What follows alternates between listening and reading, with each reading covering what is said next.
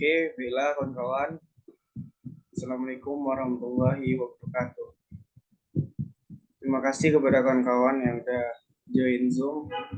Pada kali ini kita akan membahas materi mengenai kepemimpinan, manajemen, dan organisasi, atau disingkat juga dengan KMO dalam materi LK1, yaitu pembahasan kita kali ini. KMO itu kepemimpinan, manajemen, organisasi itu merupakan materi wajib yang harus kita pahami secara mendasar. Sejauh ini kita harus paham dulu dengan apa itu kepemimpinan. Kepemimpinan itu sendiri biasanya dapat kita ambil sumbernya dari seorang ahli yang bernama Jorge Terry. Jorge Terry ini mengatakan kepemimpinan itu adalah efektivitas mempengaruhi orang lain, atau bahasa sederhananya adalah bagaimana kita itu mempengaruhi orang lain. Itu sudah sama kita mengibaratkan itu adalah seni mempengaruhi. Contohnya saja bisa kita ibaratkan atau kita analogikan kepada pena. Coba kita berikan sebuah pena kepada orang lain, di mana pena tersebut nanti kita berikan amanah, apakah dia berupa memegangnya gitu. Contoh kita suruh dia tuh melempar. Bila dia melemparnya, berarti kita sudah mempengaruhi gitu. Itu sederhananya kawan-kawan. Jadi kepemimpinan tadi adalah bagaimana tuh kita mempengaruhi orang tadi. Sederhananya seperti itu. Sedangkan kalau kita ambil dari katanya, kepemimpinan tadi dibagi atas 3 bagian. Yang pertama adalah yaitu pemimpin. Pemimpin itu tuh subjeknya, orang atau aktor. Sedangkan pimpinan itu objeknya gitu. Pimpinan itu sama dengan apa sih pekerjaan yang dia lakukan, yaitu sebagai pimpinan di perusahaan kah, pimpinan di lembaga atau di organisasi tertentu. Sedangkan pimpin adalah aksi, apa sih yang dilakukan oleh seorang pemimpin tadi. Jadi ada tugas dan tanggung jawab yang diemban oleh seorang pemimpin gitu kan. Sejauh ini kepemimpinan itu tuh membahas bagaimana peran dan tanggung jawab oleh seorang pemimpin yang dipegang selama dia menjabat, baik di lembaga tertentu, di dalam perusahaan atau sebagainya. Yang mana tugas dan tanggung jawab itu harus sesuai dengan fungsi dan peranannya. Kalau dia sebagai jaksa, otomatis dia harus menuntut untuk keadilan di sebuah lembaga tadi. Selanjutnya yaitu kita akan mengenal yang namanya itu teori lahirnya kepemimpinan. Teori lahirnya kepemimpinan ini ada 3 yang saya contohkan. Yang pertama yaitu dari teori genetik. Gen berarti kan pembawaannya tuh alamiah dari lahir, teori genetik. Sedangkan teori sosial ini yaitu disiapkan atau dipersiapkan, biasanya itu kita dilatih tadi. Di sini lingkungan yang mempengaruhi kita. Dan ada yang namanya itu teori ekologi. Teori ekologi ini lahir karena adanya gabungan antara genetik dan teori sosial. Keduanya ini mempengaruhi lahirnya sebuah kepemimpinan. Contoh, di teori genetik ini bisa kita analogikan, kita tuh lahir dari seorang ayah yang memang dia tuh seorang pemimpin, seperti tokoh masyarakat di suatu negara, dia tuh memang seorang pemimpin. Contoh, kalau kita kenal seorang tokoh pemimpin itu, ayahnya seorang pemimpin dalam sebuah masyarakat. Contoh, kalau di Minang itu ada namanya mama. Yang mana mama tadi itu akan lahir sebuah pemimpin baru di dalam masyarakat. Biasanya diturunkan ke kemenakannya atau anak dari saudara perempuan. Sedangkan dari teori sosial ini, kalau kita contohkan di dalam masyarakat, biasanya sudah ada tuh latihan-latihan seperti latihan kepemimpinan kah namanya. Ada teori-teori yang memang menghantarkan sang anak ini lahir atau dipersiapkan bahasanya untuk menjadi seorang pemimpin. Sedangkan teori ekologi ini kita berbicara mengenai bagaimana kita tuh sudah memiliki darah keturunan sebagai seorang pemimpin. Juga kita dipersiapkan untuk menjadi seorang pemimpin. Gitu sederhananya. Oke. Poin-poin penting dalam kepemimpinan ini yang harus dimiliki seorang pemimpin yang pertama adalah dia harus terbuka, harus terang dan apa adanya.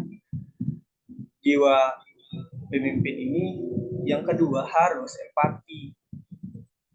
Tempatkan diri pada seolah Anda berada dalam posisi lawan bicara Anda. Kita tidak boleh yang namanya itu ego dari diri kita. Kita harus mendengarkan, harus mampu memberikan wadah atau kita bisa menampung aspirasi dari masyarakat yang memang ada kendala. Serta selanjutnya itu pemimpin itu harus tegas, selalu berdiri di atas yang hanif atau kebenaran. Tambah pandang. Kita tidak boleh sesuatu yang salah kita bilang benar karena ada kepentingan gitu kan. Jadi kita tidak ada referensi, kita harus mengeluarkan yang namanya solusi.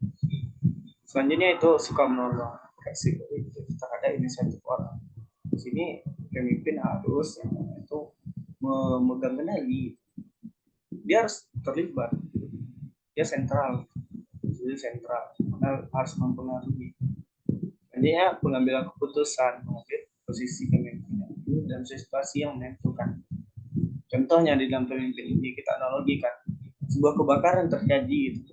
Pemimpinan kita ya harus membawakan gaya sikap kepemimpinan gitu. Kita tidak boleh lengah gitu, karena nanti akan banyak merugikan massa di dalam masyarakat. Sehingga harus mengambil keputusan, harus bisa menjadi titik sentral, harus bisa mengambil risiko cepat gitu. Nah nanti kalau terjadi, kita contohkan tadi itu rumah kebakaran, nah kalau lambat kita mengambil suatu keputusan, ya apa boleh buat terjadi gitu, karena habis lenyap. Itulah kepemimpinan penting harus kita ketahui, bukan empati, tegas, menolong, juga mengambil keputusan. Sampai di sini kawan-kawan cukup memahami lah kepemimpinan tadi. Oke, di dalam kepemimpinan pun di agama Islam kita membawa yang namanya itu gaya kepemimpinan profetik atau gaya kepemimpinan Nabi Muhammad SAW. Pada sifat jujur, amanah, peternak, dan tablik itu harus kita terapkan. Nah, sejatinya kalau kita di himpunan mahasiswa Islam, kita berarti arah kiblat kita itu memang gaya kepemimpinan dari Nabi Muhammad SAW. Oke. Selanjutnya, setelah kita membahas kepemimpinan, kita akan membahas tentang manajemen. Sedangkan di manajemen itu apa sih? Kalau James F. Stoner itu pasti tahu, dia itu ada proses perencanaan, pengorganisasian, pengawasan, usaha-usaha organisasi. Berarti terdapat yang namanya itu metode Sini cara lah gitu bahasanya, sederhananya cara. Sebenarnya dalam poin penting manajemen ini sederhananya adalah untuk mempermudah dalam melaksanakan aktivitas organisasi, mempermudah pencapaian tujuan organisasi, untuk menjaga keseimbangan dalam sebuah organisasi, mencapai efektivitas dan efisiensi dalam organisasi. Sedangkan unsur-unsurnya ada yang itu planning, organizing, planting, controlling, atau sini ini bisa disingkat lah. Kalau rumusnya itu yang saya ketahui adalah WAC, yang mana perencanaan di sini adalah yang merupakan suatu hal esensial yang harus dilakukan sama pemimpin untuk menentukan kebijakan yang harus dilakukan oleh semua organisasi, baik apa, kapan, dan bagaimana. Nanti berbicara mengenai planning ini berbicara 5W1 hal di dalam perencanaan ini awal modal untuk kita melaksanakan sesuatu untuk mencapai suatu tujuan. Di sini juga tidak terlepas dari yang namanya itu organizing, organisasian. Di sini kita dibagi tuh, setelah kita melakukan perencanaan kita dibagi fungsi dan peranan kita dalam organisasi. Ya contoh peran seorang ketua gitu. Apa sih peran dari ketua? Sekretaris dan sekretaris apa sih fungsi dan peranan dalam sebuah organisasi? Nah, bendahara gitu kan. Juga bidang-bidang lainnya apa sih perannya? So itu accounting penggerak, yang mana menggerakkan orang-orang yang ada di dalam organisasi untuk bekerja dan bertindak. Selain kita melakukan planning dan juga melakukan pengorganisasian, ya kita harus bergerak. Tidak terlepas yang namanya itu aksi dan yang namanya. Karena tanpa kita buat fungsi dan peranan kita dan tidak kita jalankan, ya percuma gitu. Kita berarti harus melakukan. Setelah itu ada yang namanya itu controlling atau pengendalian atau evaluasi terhadap proses yang telah kita lakukan. Setelah kita rencanakan dan kita kerjakan, kita butuh yang untuk pengendalian atau evaluasi. Apa sih evaluasi? Evaluasi di sini sederhananya untuk memperbaiki yang sistem yang telah kita buat dan yang telah kita jalankan ke depan itu akan lebih baik. Itu sederhananya. Oke, sini mungkin gitu kan kalau untuk memahami kepemimpinan manajemen kayak gitu, kita harus mengetahui maksudnya peran pemimpin. Sudah itu bagaimana cara pengaplikasian ke prosesnya. Setelah itu kita butuh yang organisasi. Organisasi ini apa? Kalau menurut Khair Sof, yang mana organisasi itu merupakan perserikatan orang-orang yang masing-masing mempunyai peranan tertentu dalam suatu sistem kerja dan pembagian kerja, di mana pekerjaan itu dirinci dan digabung dalam beberapa bentuk hasil. Sederhananya organisasi itu adalah wadah.